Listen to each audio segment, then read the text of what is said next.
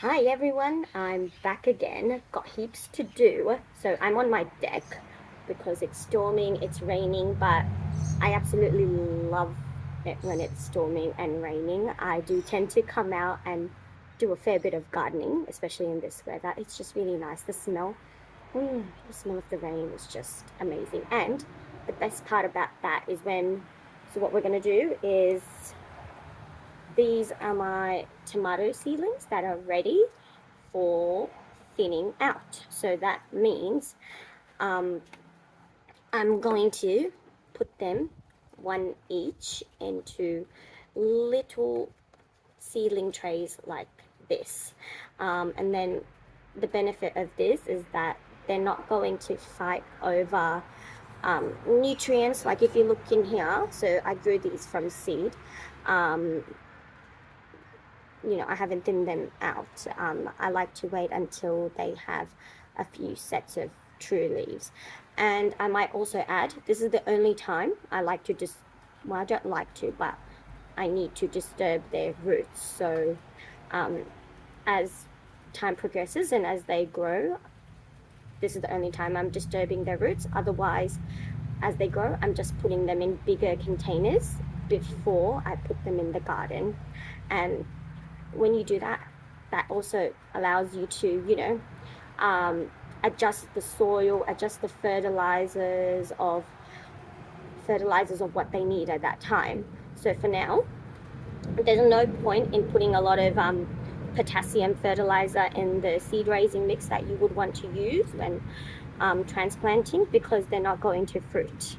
So in my seed raising mix, I have cocoa peat, I have sieved compost, a little bit of cow manure, um, not like fish meal, not a lot of it, but in ratio, I have more fish meal and phosphorus. What am I using for phosphorus?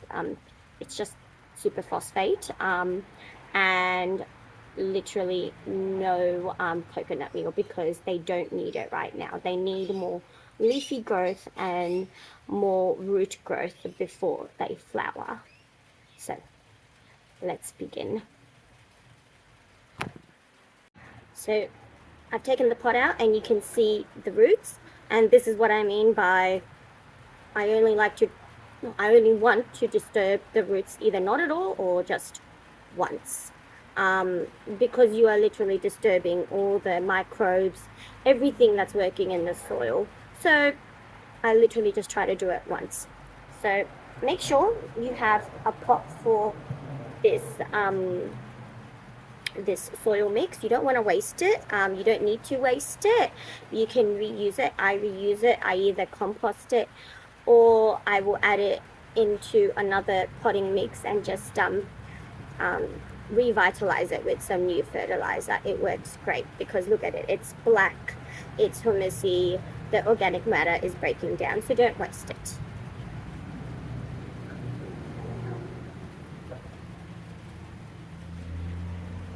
Right. Here we go.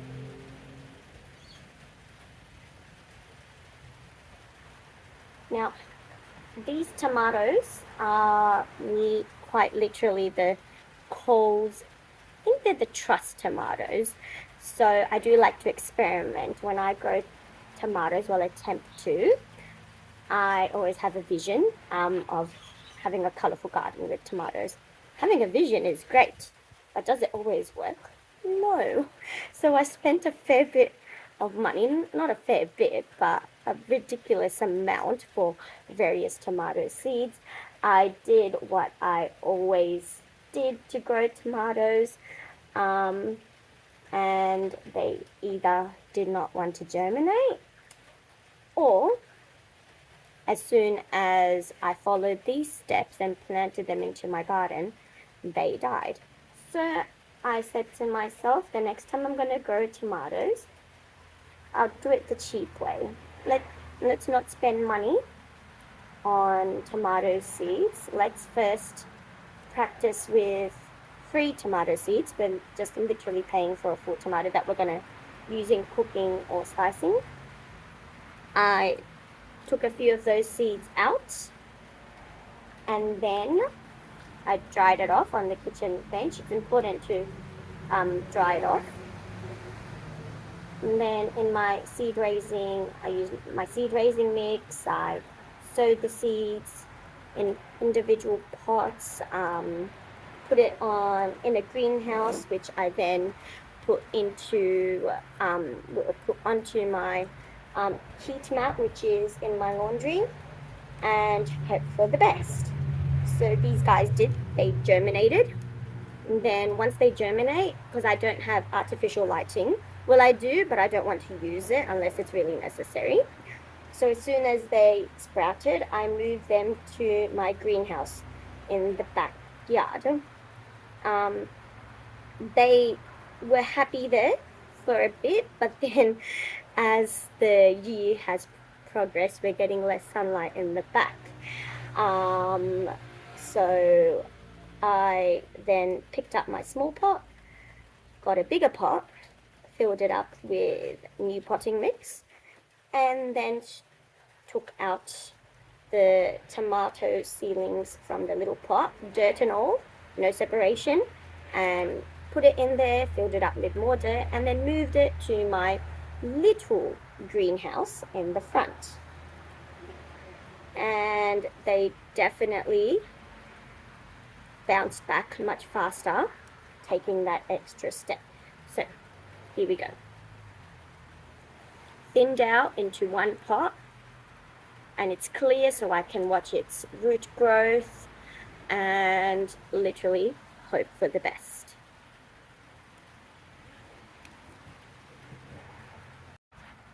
When you start thinning out your seedlings, try and get as much of the root ball as you can intact. That means you will have less chances of this plant dying. And another trick with tomatoes, if you look at their stem, they've got little hairs over there, right? Okay, so put it into the pot. Oh, carefully, Tiggy. Okay, this is a bit fiddly. That's alright, that's alright.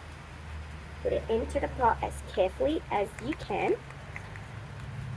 You want to plant them deeper, because once those little hairs on the tomato stem touch a moist seed raising mix soil, it will grow roots from there.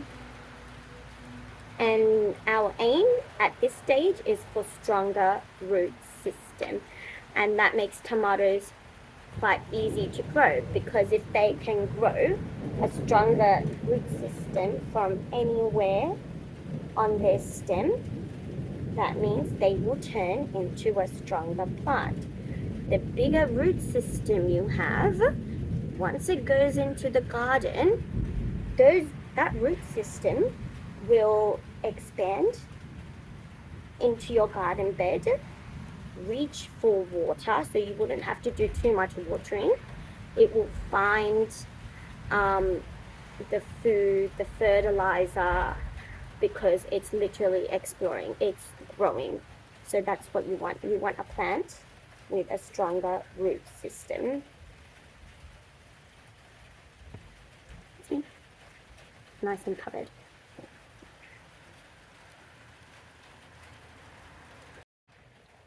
So I've just got a few more to thin out, but they're all clumped together.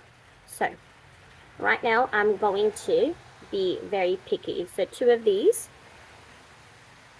I don't want to focus on, because there's 2 other ones that are stronger looking plants. So this one here, so I'm just going to pull it out while holding everything else intact. And this one here, hold it and pull it out. So now that is going to make it easier for me to pull these plants apart and make sure the root ball is as intact as possible.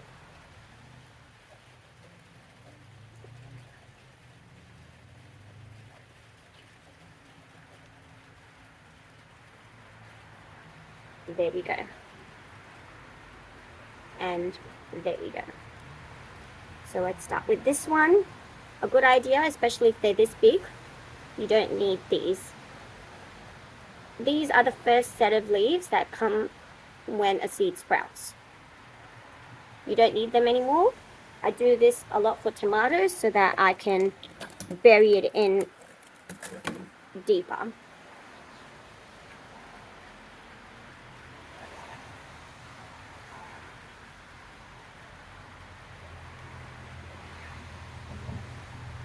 I'm loving this rain. This is going to make one step easy for me, which is I don't need to get my watering can and water them. I can just put them straight out and the rain will do it for me. And I also believe that rainwater is better for plants than normal water that we get from the taps. But I think my next goal is trying to convince my husband to get a rainwater tank, but I'm also trying to convince him to get a hive of bees. We're getting nowhere with that. That's fine. I'm hoping that if I can show him that we can harvest heaps of food, that's my goal. And if I can, gain a few subscribers on my YouTube channel, and just show him that, I'm getting somewhere, he might be willing to make that expensive deal, because hives cost about not the bees itself, but the hives can be quite expensive. The hives can come from like $750, and then you're paying another $200 for a hive of bees. But like I said in my previous videos, bees are important. And the other benefit to that is hopefully you can harvest my own honey as well. I've heard from some people that homegrown honey, it just tastes amazing. So I have massive ambitions, but how will I get there? I don't know, especially in this day and age. Everything's skyrocketing. But anyway, that doesn't matter. This is our last tomato plant.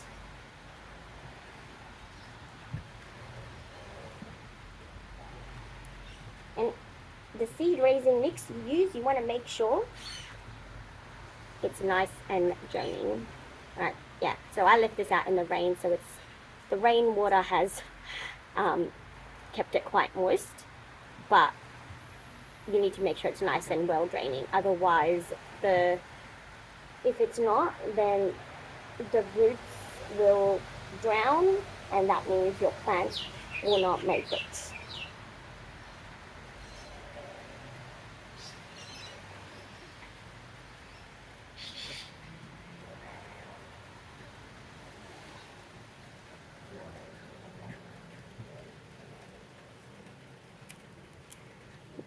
There we go, that's the tomatoes done.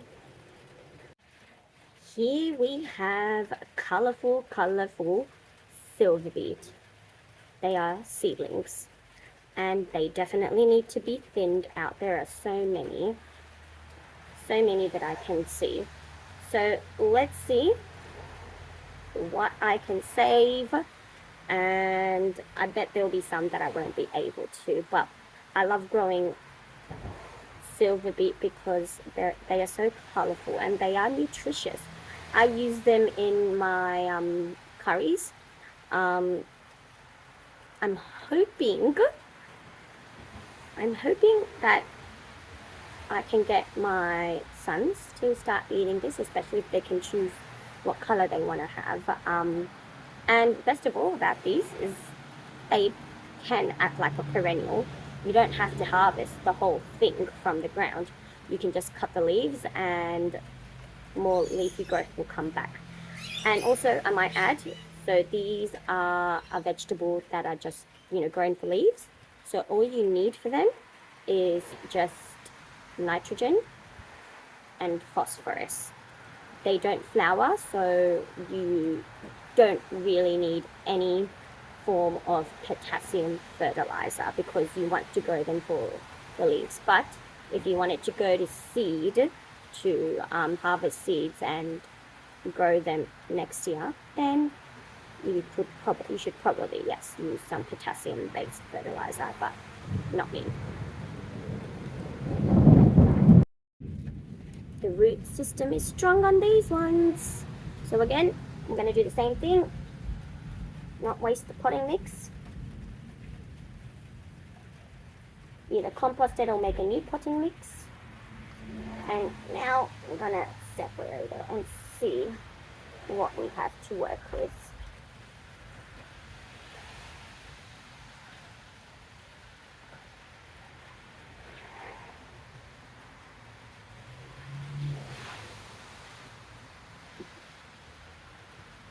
So when I plant these in my garden, so my plan right now, so I've got, I've revitalized 3 of the garden beds, so that means I amended the soil. And with the other good thing about growing leafy greens is they can act like a living mulch. So that means as they grow bigger and bigger and bigger, their leaves will create shade. That shade will suppress weeds. That shade will provide, like, it will keep the water in the soil, so you don't need to water too much either. And what I've noticed, which I find really cute, so once they go big and it rains, I saw once there was a water droplet on one of my big silver beet leaves, and what was drinking water from it? A little bee. It just works so well. And I like to plant these next to my tomato plants, eggplants. They will help provide shade to the base of the tomatoes, especially in your hot summers. And they are a very good companion plant because, like I said, they are heavy feeders, but they don't really need potassium, which your tomato plant will, because you want it to flower, you want the tomato plant to flower, you want the tomato plant to ripen up its fruit, and you don't want it one time, you want it many times. So that's why tomatoes need lots of potassium at the later stage of their growth. But with spinach, you just want the leafy growth. So all you need is nitrogen and phosphorus. And that's why they make really good companion plants for your fruiting vegetables and fruit trees. The other thing that is really good about them is any kind of pests that will try and decimate your tomato leaves or any other, like zucchini leaves. The silver beet will, if you put them next to it, hopefully the pests will decide to eat the leaves of the silver beet instead of your other flowering plants. So things like caterpillars. I love caterpillars. They turn into butterflies, so I'm not going to destroy them. I will, if I don't have a lot in the garden, I will move them somewhere else, but otherwise if I have spinach and it's next to a flowering plant, I just leave it. So that one was what looks like an orange one. Now I might add, I do this with so much love and care, lots of tender love and care, but there is always something that goes wrong. And a lot of those things that go wrong, I keep thinking about it. And probably the worst one was my greenhouse in my backyard, especially in the summers. You want it more for the cooler days to help your plant growth. But there was one time in the summer where I accidentally forgot to open it up. I left it closed and the temperatures got to over 30. So what happened when I got back from work? My plants were dead because it got way too hot. So I keep that in mind and keep going, saying, okay, it's okay, you made a mistake, but you've learned from it. And that's what gardening is about. And so that was in the front, that greenhouse was in the front. Then I moved it to the back where it gets a little bit shadier, but I also added in my own irrigation misting system. And I think when I buy another greenhouse, I'll probably make a video of how I achieve that, because it is very helpful, especially when you go away and you can't water your plants, to have a misting system to water any plants in the greenhouse. So I'm going to finish these final silver beads and then I will show you what I do next. Alright everyone, so I have thinned out all of my silver beet and my tomatoes, and they are out getting watered by the rain. I wasn't planning on doing this, but as I'm revitalizing my garden beds, I do take out plants and put them into pots, especially if I know they will come back. So this monstrous plant is an eggplant. Did you know they are actually considered a perennial, especially in the warmer climates? So a lot of the eggplants in my garden, they are nearing 2 years old. So luckily last year and the year before, I don't think we hit a frost. So a frost is what will kill them. And in their native environment, they will continue to grow and produce. And from my understanding, as they grow, so as they grow yearly, the better they will produce. Like this one here is already flowering. That's okay, because what I want to do is pot it up. So this is its massive root ball.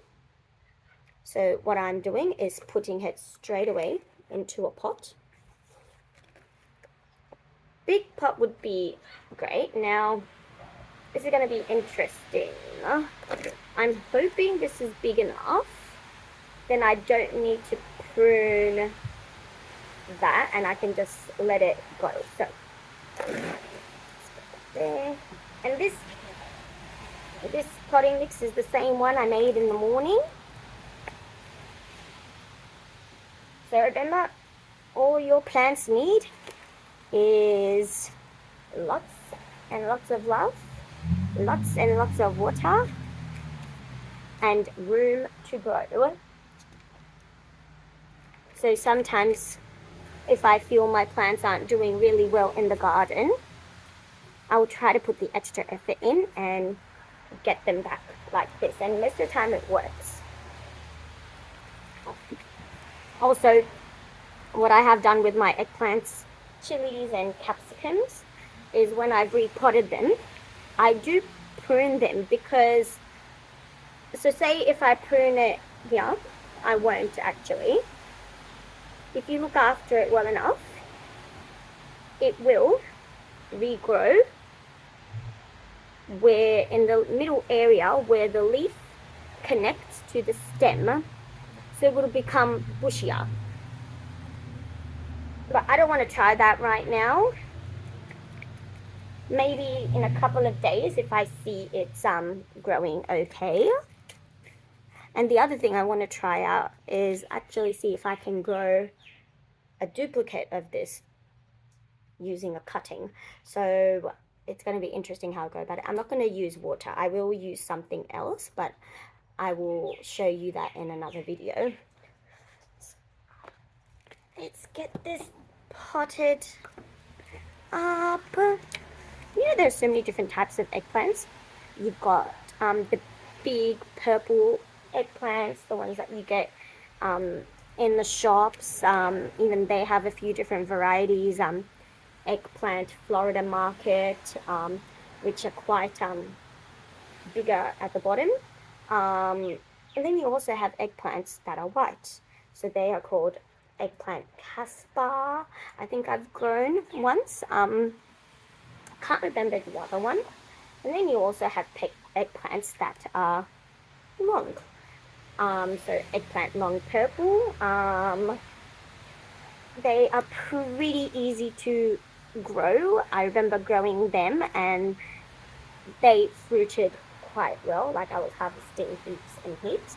And then you get really pretty eggplants. There's an eggplant called eggplant listata di Cania. It's literally purple with what looks like white stars. It's beautiful. I tried to grow that by seed, but they didn't germinate, which was such a bummer. I also know of eggplants that are red. I don't know what they are called. I haven't tried growing them. I don't know what they taste like, but they look like big tomatoes.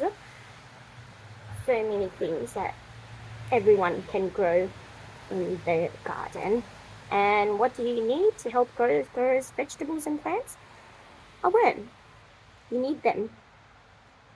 They're the ones who will take your fertilizer to the next level and provide it to your plants. As they go through the dirt, they will create tunnels for the root system to grow even bigger. Okay, luckily I don't need to cut this plant down. This pot is big enough and it should stay. Remember, once you put a plant, water and love it.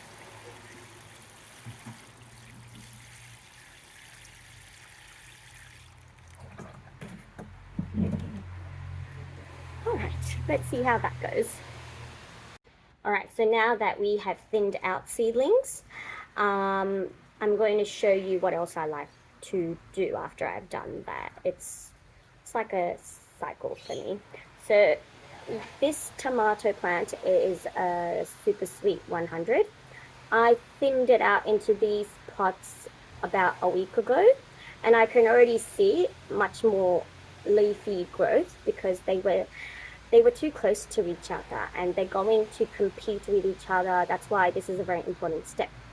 And if you look at the bottom, there is a little bit of root there. So since I thinned them out, I am now going to use my cup and put this into a bigger pot. And this is what I mean by not disturbing the root anymore. So I'll show you how I do that. And remember what I said about tomato plants. The deeper you bury them, the stronger they will get.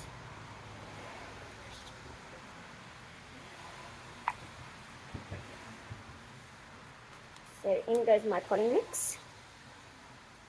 When you take it out, make sure they are well watered before you do that. It's very important.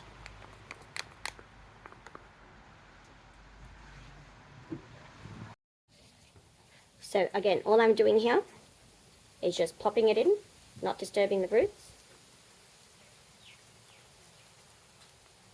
Flattening it down and just adding some more on top.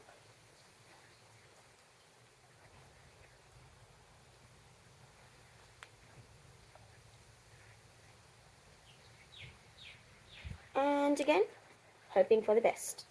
Don't forget, water and love it. So once they grow in these, what do? I move them up, bump them up to a pot. So this is a white cherry tomato. Roots are growing well, so I am happy to shift it into the pot. I like to take off the bottom few leaves. Again, the deeper you plant a tomato plant, the better it is. So take those leaves off. You don't want to leave them on. It might make it sick. A little bit, not much.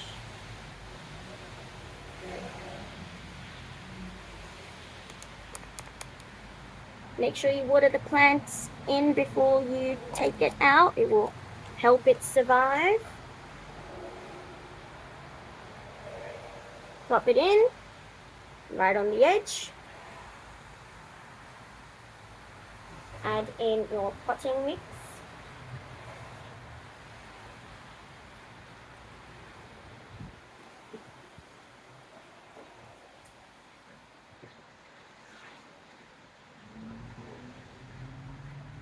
Flatten it down,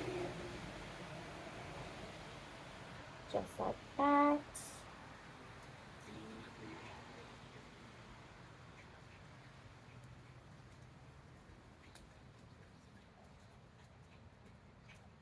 Last but not least, water it in and love it.